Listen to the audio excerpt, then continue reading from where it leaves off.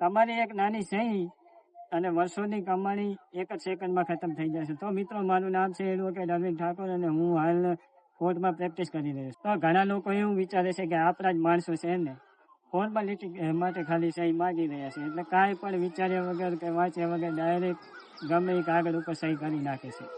પણ કાયદામાં એક નિયમ બહુ જ ક્લિયર છે કે જો તમે ઓલા કાગળ ઉપર નીચે કોઈ પણ પ્રકારની સહી કરી તો કાયદાની દ્રષ્ટિએ એવું ગણવામાં આવશે કે તમે એક એક લીટી વાંચી, સમજી અને વિચારીને તમારી મરજીથી તમે સહી કરી રહ્યા છો. અને આ જે દસ્તાવેજ છે એ તમને માન્ય છે, તમે સ્વીકારો છો અને તમને મંજૂર છે એટલે તમે નીચે સહી કરી છે.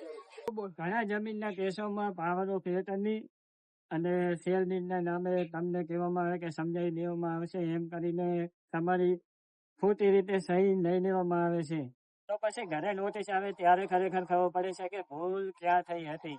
તો મિત્રો સાંભળો, ખાસ તો તમારે વિશ્વાસ એટલો બધો પડે, આધળો વિશ્વાસ કોઈ ઉપર કરી લેવો નહીં.